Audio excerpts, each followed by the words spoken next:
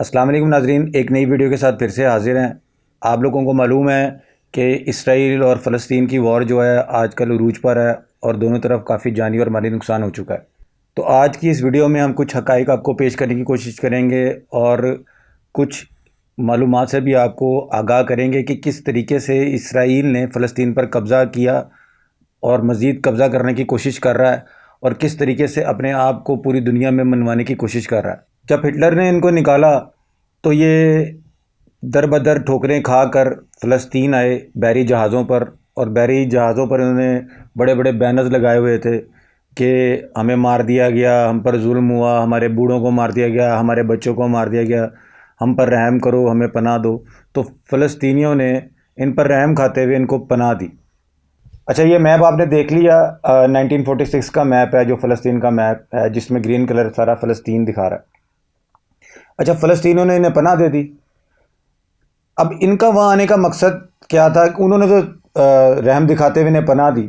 इनका जो बैक पे जो माइंड सेट था इनका, वो फ़लस्तीनी शायद नहीं पढ़ सके कि असल में जो फ़लस्तीन आने का इनका जो मकसद था ना, वो वहाँ पर यह था कि इनकी सबसे मुक़द्दस जो इमारत थी हैकले सुलेमानी, वो फ़लस्तीन में हुआ करता था, जिसे तोड़कर मस्जिद अक्सा वहाँ पर बना दी गई थी। मकसद क्या था कि हम वहाँ पर जाएंगे और फ़लस्तीन में रहते हुए फ़लस्तीनियों को काटते हुए, उनकी जड़ें काटते हुए हम अपने आप को मजबूत करेंगे, और मजबूत करने के बाद हम दोबारा से फ़लस्तीन पे कब्ज़ा करेंगे और यहाँ पर मस्जिद अक्सा की जगह हैकले सुलेमानी की तामीर करेंगे। तो फिर इनकी साजिशें दोबारा से शुरू हो गई, और ये हैकले सुलेमानी का क्योंकि माइंड सेट था, इन्होंने करना ही ये था। फ़लस्तीनियों के साथ इनका कॉन्फ्लिक्ट शुरू हो गया। दूसरे अरब ममालिक जो हमसाया ममालिक थे, शाम, उर्दन, मिस्र, इनके साथ इनका कॉन्फ्लिक्ट शुरू हो गया। जंग भी बीच में हुई। तो जंग होने की वजह भी आपको बताता हूँ। तो 1947 में ना यूएन ने, इन्होंने अपने असर और रसूख इस्तेमाल करते हुए और अमेरिका को अपने साथ शामिल करते हुए 1947 में यूएन ने एक रेजोल्यूशन 181 के नाम से पास किया, जिसका जो दूसरा नाम पार्टीशन प्लान भी है, यानी पार्टीशन प्लान के नाम पर भी इसको जाना जाता है। इसमें फ़लस्तीन को 3 हिस्सों में तकसीम कर दिया गया: इसराइल, गज़ा और वेस्ट बैंक ऑफ जॉर्डन, यानी दरियाए उर्दन का मगरबी किनारा। अच्छा, इसके बाद जो है ये दूसरे जो हमसाया ममालिक थे, उनको तो ये बात अच्छी नहीं लगी और उन्होंने जंग छेड़ दी। वो जंग इसराइल जीता ज़रूर, लेकिन इन तमाम बड़े ममालिक की जंगों में जो है 7,50,000 जो फ़लस्तीनी थे वो बेघर हो गए और उनके पास कोई रहने की जगह ही नहीं बची। अच्छा, अब उसके बाद क्या हुआ कि फ़लस्तीनी जो बेघर हुए और जो गज़ा पट्टी में रह रहे थे, उनका ख़ुद इरादियत जो है, और उनकी हुकूमत तो रही नहीं फ़लस्तीन पे, वो परेशान हो गए। वो उन्होंने फिर इंतफ़ादा 1 के नाम से एक तहरीक चलाई, अपना हक़ ख़ुद इरादियत इस्तेमाल करने के लिए। इंतफ़ादा 1 के नाम से जो है वो इन्होंने एक तहरीक चलाई, और तमाम जो है ना वो इसराइली हुकूमत के ख़िलाफ़ जो है ना वो उठ खड़े हुए। अब ये मैप आप देख सकते हैं कि 1949 से लेकर 1967 का ये मैप है। इसमें इसराइल की जो वाइट कलर का जो इसराइल का जो एरिया है वो कितना ज़्यादा हो चुका है और फ़लस्तीन कितना सा रह गया। और ये अब का जो आपको ये मैप है मैं अब दिखा रहा हूँ। ये वाइट हिस्सा जो आपको दिखा रहे हैं कि इसराइल का, और बीच में जो ग्रीन कलर का और वाइट कलर का हिस्सा, इसका मतलब ये है कि अभी जो है ना इसराइल ने फ़लस्तीनियों के कितने इलाकों पे ख़ुद कब्ज़ा किया हुआ। ये ग्रीन के साथ जो वाइट कलर का आपको नज़र आ रहा है ना एरिया, गज़ा पट्टी तो आपको नज़र आ रही है, वो क्लियर है, वहाँ पे भी इनका होल्ड नहीं है और उसी की जंग, वहीं से जंग अभी भी शुरू है। तो बाकी एरियाज़ आप देख सकते हैं कि बीच बीच में जो वाइट कलर है ये शो कर रहा है कि इसने किस तरीके से फ़लस्तीन पे अपना कब्ज़ा ये इसराइल जमाता जा रहा है। अब क्या इशू क्या है, कॉन्फ्लिक्ट क्या है अब, कि इनकी मुक़द्दस किताब के मुताबिक जो है दुनिया जो है अभी 100 साल और हैं दुनिया के, यानी कि 100 साल में दुनिया हो जाएगी ख़त्म। और उस 100 सालों के अंदर अभी इन्होंने ये करना है कि मस्जिद अक्सा को शहीद करके हैकले सुलेमानी की तामीर दोबारा से करनी है और वहाँ से अपनी खिलाफत का आगाज़ करना है। अच्छा, अब ये कुछ लोग ये भी कह सकते हैं यार कहीं और पर भी तो हैकले सुलेमानी तामीर हो सकता है। मस्जिद अक्सा को शहीद ना भी किया जाए तो कोई मसला नहीं है। कुछ लोग अभी कहते हैं, ऐसी बातें करते हैं। भाई मस्जिद अक्सा को शहीद करने का मकसद क्या है इनका, कि वो कहते हैं कि मस्जिद अक्सा की किसी दीवार के नीचे इनका ताबूत सकीना है, जिसमें हज़रत दाऊद अलैहिस्सलाम के तबरक़ात हैं, कोई अहम चीज़ें हैं, वो भी इन्होंने ढूंढना है, और वो मस्जिद अक्सा की किसी दीवार के पीछे। तो ये वजह है मस्जिद अक्सा को शहीद करने की, उस ताबूत को ढूंढना है इन्होंने, और हैकल सुलेमानी तामीर करना है। अब इनके लिए तो इनको लगता था ये बड़ा आसान है, क्योंकि ये सुपर पावर बन गए। और किस चीज़ से सुपर पावर बने, इनकी अपनी प्रोडक्ट्स को मार्केट में इन्होंने निकाला। ये बहुत से चीज़ें जो है हम आम लोग रूटीन पे हम इस्तेमाल, जैसे कि पेप्सी है, सबको आपको पता होगा पेप्सी एक इज़राइल का ब्रांड है, और इसका मुखफ़्फ़ भी बनता है पी से, जो PEPSI, पे each penny to save Israel. तो पेप्सी ये इस चीज़ का मुखफ़्फ़ है, और उस ब्रांड ने इसको बहुत ज़्यादा जो है ना, फिर इसने उस ब्रांड के थ्रू फिर उसके आगे मार्केटिंग की। और जिन ममालिक में इसको तस्लीम कर लिया गया था, वहाँ पर इसने अपनी बहुत सी चीज़ें एक्सपोर्ट करना शुरू की, मशीनरी अपनी एक्सपोर्ट करना शुरू की, अपनी मिसाइल टेक्नोलॉजी इसने बड़ी अच्छी बनाई, और उसने वो दूसरे ममालिक को बेचना शुरू की। और 71 में जो इंडिया ने जो मिसाइल पाकिस्तान के ख़िलाफ़ यूज़ किए थे, वो भी इसराइली मिसाइल थे। ठीक है, तो अब दुनिया में अपना कब्ज़ा जमाने की कोशिश कर रहा है। कभी लबनान को कहता है कि मुझे तस्लीम करो, कभी सऊदीया को कह रहा है मुझे तस्लीम करो, कभी ये तस्लीम करने से मकसद क्या है, ताकि इसके मज़ीद तिजारती रास्ते खुल जाएँ, और ये मज़ीद जो है अपना बिज़नेस और अपनी इजारादारी जो है वो मज़ीद बढ़ा सके। और जितना ही नहीं, कि इनके मुताबिक, इनकी मुक़द्दस किताब के मुताबिक, जो सऊदी अरब तक का एरिया है ना, जितने भी अरब कंट्रीज़ हैं, वो इसराइल की सरजमी। तो अब इसने जैसे कह दिया हुआ है कि अगला नंबर जो है, ये हम तो गदा पट्टी पे तो कंट्रोल हासिल कर ही लेंगे, और अगला जो नंबर है वो ईरान का है। साथ ही ईरान ने आज जो एक बड़ी ज़बरदस्त खबर शाया हुई है, और जिससे दिल को बड़ी खुशी मिली है सुनकर, कि उसने ये एक कहा जा रहा है कि हो सकता है कि इस वीक में या अगले वीक में ईरान एटमी धमाका कर दे, तजुर्बा कर दे, कहीं किसी मुल्क में ना करे, जैसे एटमी धमाके का तजुर्बा कर दे और अपने आप को एटॉमिक पावर तस्लीम करवा ले। अगर तो ईरान ने ये कर दिया तो फिर इसके लिए, इसराइल के लिए ईजी नहीं होगा। अच्छा, अब हो क्या रहा है कि बहुत से ममालिक ऐसे हैं जो खुला जो है फ़लस्तीन की हिमायत में आ गए हैं। इसकी हिमायत में जो आए हैं, अभी तक जो इसराइल की हिमायत में है, अमेरिका आया है, अमेरिका ने अपना बहरी बेड़ा वहाँ भेजा है। तो जो खुल के सामने आया इसराइल की सपोर्ट में, वो अमेरिका है। लेकिन इंडिया भी इसे कहीं ना कहीं से खामोशी से सपोर्ट कर रहा है। अभी इंडिया ने ऑफिशियली कुछ अनाउंस नहीं किया, लेकिन क्योंकि आप उनका मीडिया उठा के देख लें, आप उनका मीडिया उठा के देख लें, इतना तो मुंबई हमलों पे कवरेज नहीं इन्होंने की थी, और पुलवामा अटैक की कवरेज इन्होंने नहीं की थी, जितना ये इसराइल को कवर कर रहे हैं। हर वक्त कोई भी उनका चैनल निकाल के देख लें, इसराइल, जैसे अब्बू को इनके किसी ने कुछ कह दिया।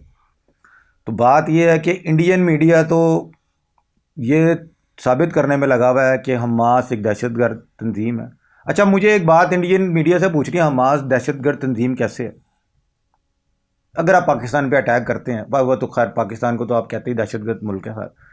इंडिया के मेरे वालों तो कहते ही जो है ना, टेररिस्ट है पाकिस्तान को।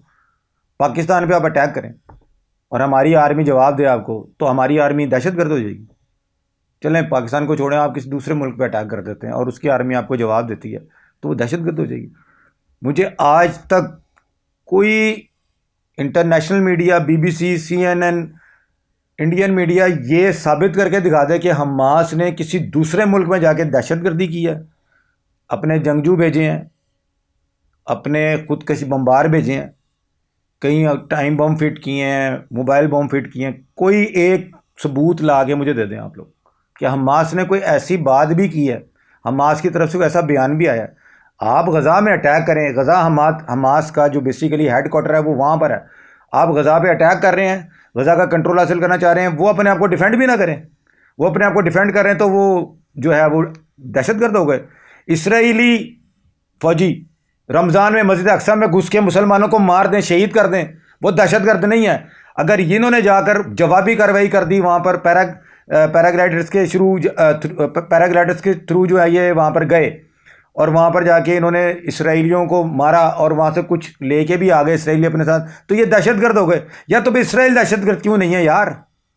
वो मस्जिद अक्सा में आके लोगों को शहीद करता है, जब दिल करता है फ़लस्तीन में घुस जाता है, जब दिल करता है फ़लस्तीनियों को शहीद कर देता है, तो इसराइल दहशतगर्द क्यों नहीं है?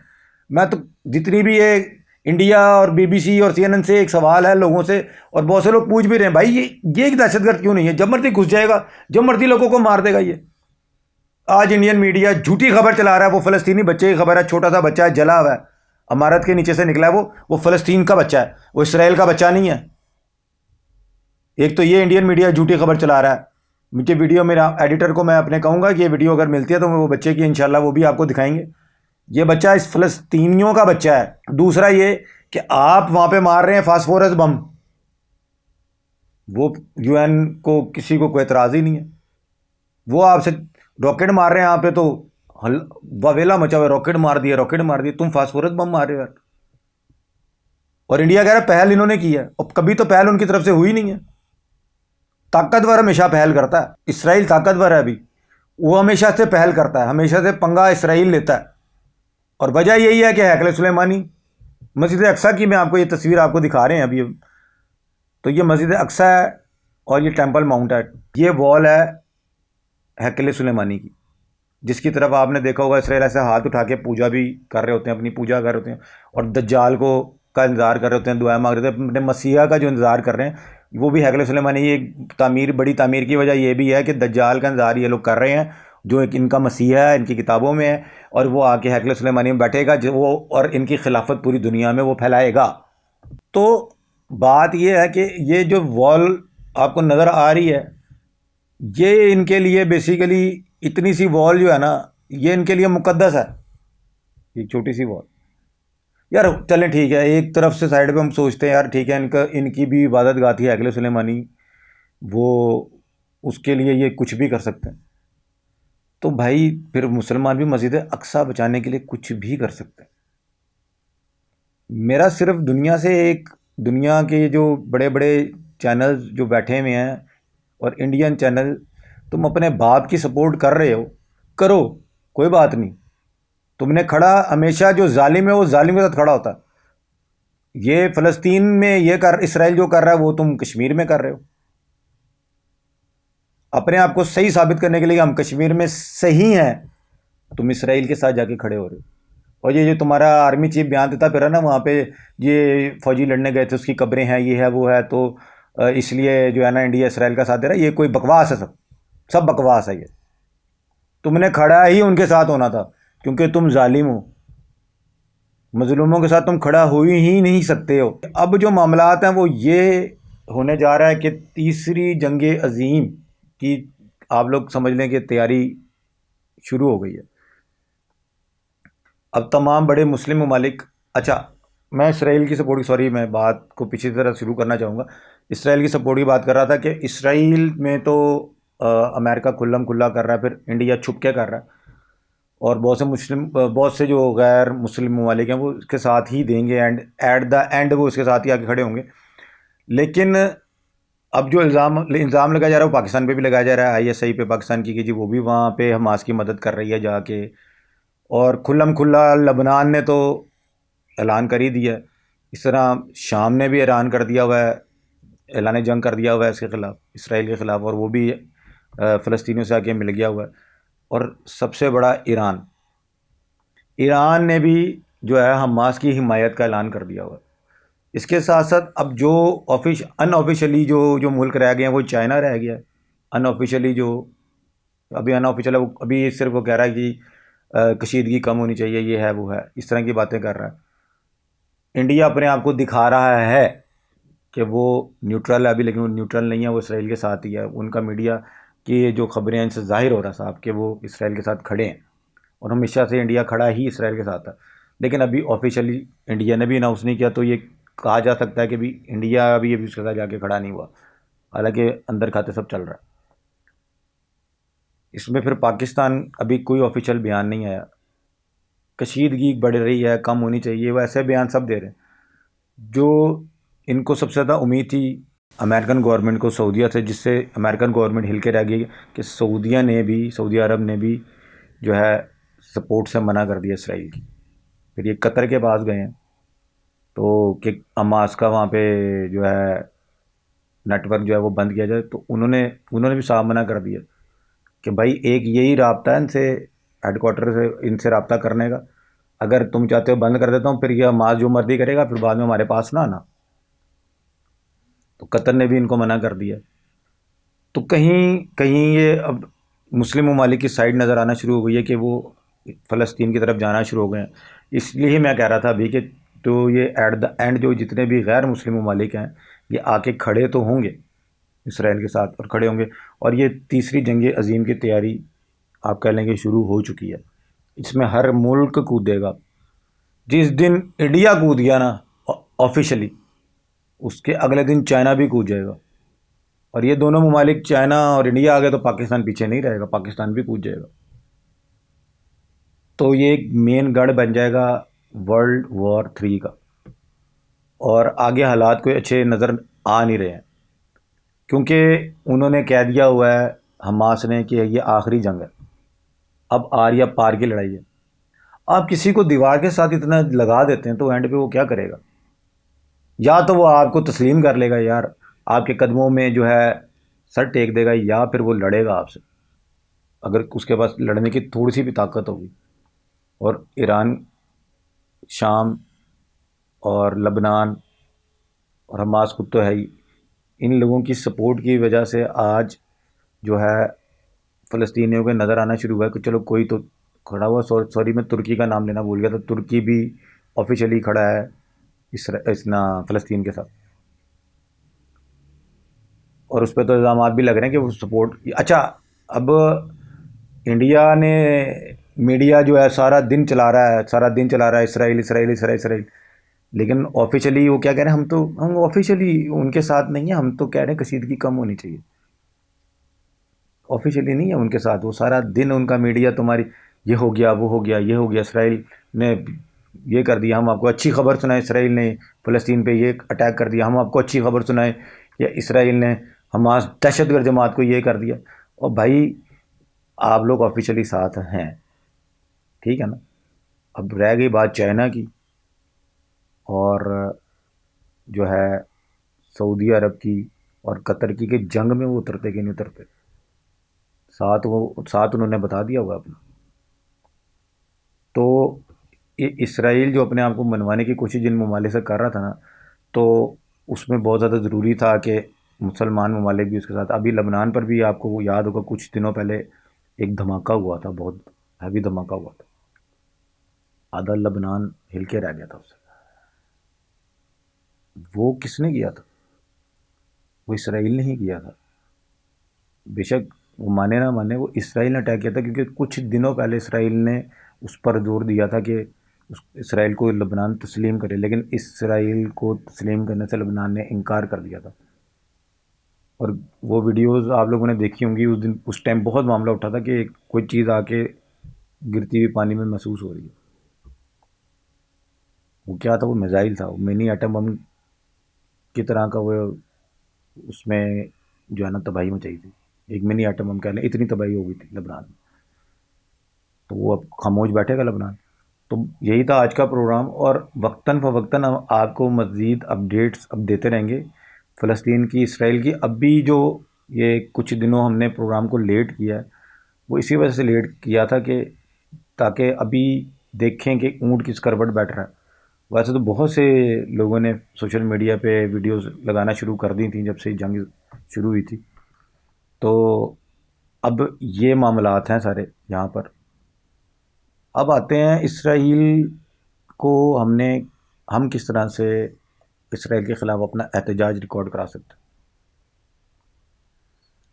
मैं ये कहता हूँ कि हमारे पास मिसाइल हैं, हमारे पास सारी टेक्नोलॉजी है, किस काम की है? अगर मस्जिद अक्सा को हम बचा ना पाए तो किस काम की है वो? खुदा ना खास्ता, अल्लाह ना करे खाना काबा पे अटैक करने की कोशिश करते हैं, और हम लोग अपने मिसाइल रखे बैठे रहे। भाई 23 मार्च को परेड में दिखाएंगे लोगों को, तो किस काम के हैं वो हमारे मिसाइल? किस काम का है हमारा जो एटम? हम खुद मिसाइल बना रहे हैं, हम खुद ही डरे हुए हैं। हम खुद ही एटम बम बना रहे हैं, हम खुद ही डरे हुए हैं। भाई क्यों डरे हुए हैं हम? तो नाज़रीन, यही था हमारा आज का प्रोग्राम। उम्मीद करता हूँ कि आपको पसंद आएगा और अपनी राय से आप आगाह करेंगे। अस्सलाम वालेकुम।